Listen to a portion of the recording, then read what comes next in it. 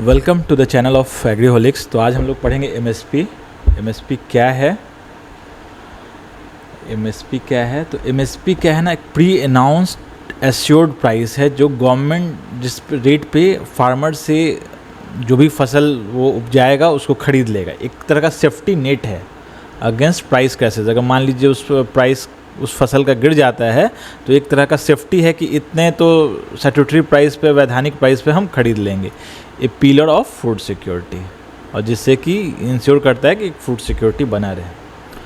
और इसको रिकमेंड कौन करता है? CACP, commission on agriculture cost and prices, approve करता है इसको। अनाउंस्ड एग्ज़ाम में पूछेगा, अनाउंस्ड कौन करता है? तो अनाउंस करता है cabinet committee on economic affair, CCEA। इसका फुल फॉर्म है cabinet committee on economic affair. इसको प्रोक्योर कौन करता है? प्रोक्योर कौन करता है? तो FCI करता है, NAFED करता है, कॉटन कॉरपोरेशन ऑफ इंडिया करता है। NAFED का यहाँ फुल फॉर्म होता है national agriculture cooperative marketing federation of India limited. National agricultural cooperative marketing federation of India limited.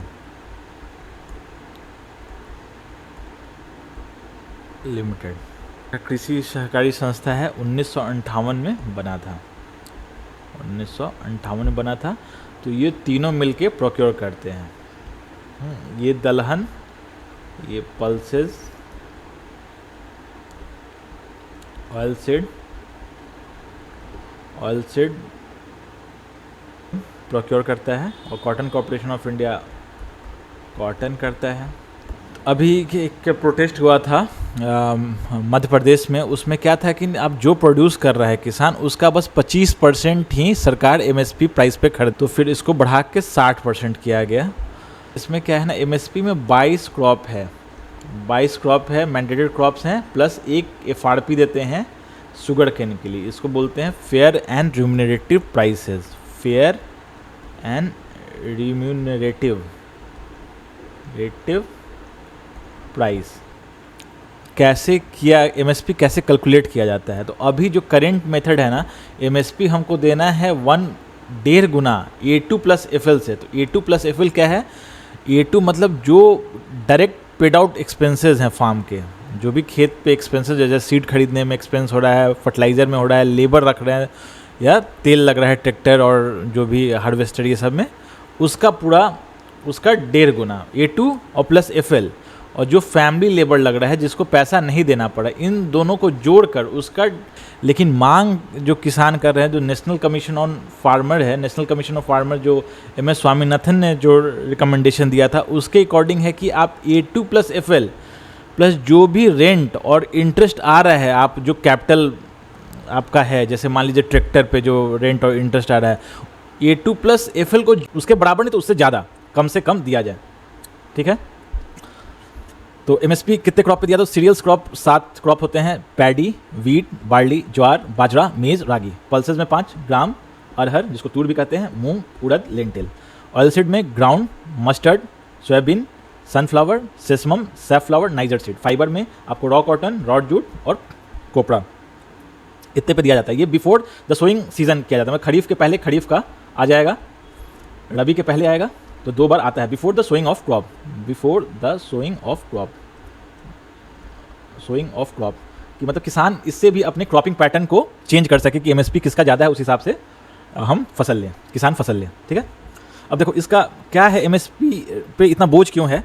क्या हो, जितने भी 23 मतलब 22 प्लस एक जो शुगर केन है, इसका 10 से 17 लाख करोड़ का बोझ आता है सरकार पर प्रोक्योर करने में।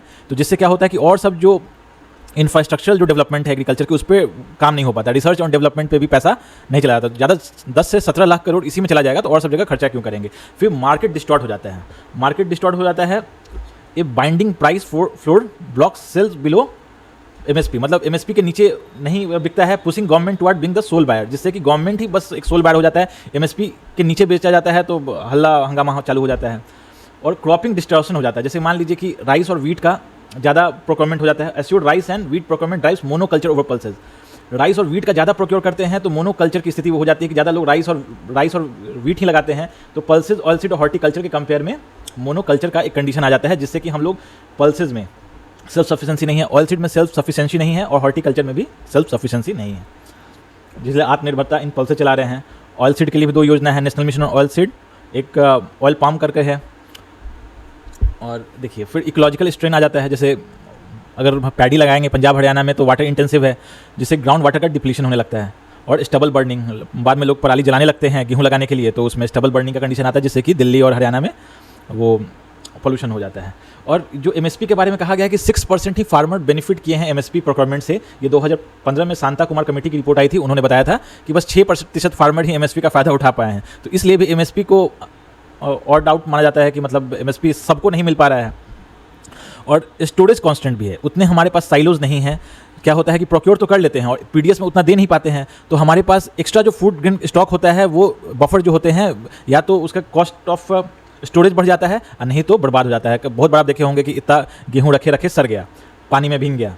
दूसरा चीज़ है कि डब्ल्यूटीओ का कंसर्न, डब्ल्यूटीओ का भी कंसर्न है कि एग्रीमेंट ऑन एग्रीकल्चर है ना, उस पर ये एओई, इसका एओए का मतलब होता है agreement on agriculture, agreement on agriculture. इसका मतलब है कि आप किसी भी कृषि फसल पे, कोई भी एक प्रोडक्ट स्पेसिफिक फसल है, उस पर जो आप घरेलू समर्थन देंगे ना, उसका कुल फसल के उत्पादन की जो वैल्यू होगी उसका 10% देंगे। मान लीजिए कि अब वीट है, वीट का पूरा जो प्रोडक्शन हो रहा है, मान लीजिए कि कितना हो रहा है, 1000 करोड़ का हो रहा है, 1000 करोड़ का वीट का पूरा प्रोडक्शन हो रहा है, उसकी वैल्यू है, वीट का वैल्यू है हमारे यहाँ हो रहा है। तो आप इसका 10% दे दीजिए। 10% मतलब कितना, आप दीजिएगा 100 करोड़। 100 करोड़ आप 100 करोड़ से, अगर 100 करोड़ से ऊपर दिया जाएगा तो क्या होगा कि मार्केट डिस्टॉर्ट होगा। अब क्या होगा कि कीमतों पर असर पड़ता है, मतलब प्राइस डिस्टॉर्शन होता है। अगर मान लीजिए कि हम 150 करोड़ रुपया लगा रहे हैं कि वीट को प्रोक्योर करने में, तो इससे मार्केट डिस्टॉर्ट होता है, मार्केट डिस्टॉर्शन। फिर क्या होगा, एक्सपोर्ट पे असर पड़ता है। अगर सब्सिडाइज उत्पादन रहता है तो एक्सपोर्ट होता है, जो दूसरे देश के प्रोड्यूसर को हार्म करेगा। फेयर कंपटीशन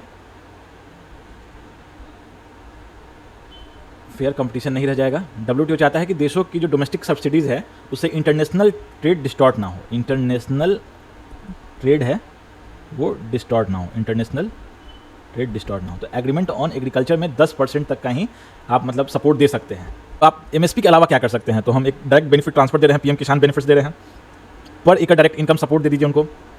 पीएम आशा को स्ट्रेंथन कीजिए ओवर एमएसपी, जिससे जो गैप रहे, जो मार्केट प्राइस और एमएसपी का गैप है, अगर मान लीजिए जो किसान अगर कम में भी बेच रहा है तो हम उसका डिफरेंस दे दें, एमएसपी और मार्केट प्राइस का गैप का डिफरेंस दे दें। और फिर आप एश्योर्ड लिमिट करिए एश्योर्ड प्रोक्योरमेंट को to strategic crop with state specific models हैं, ठीक है।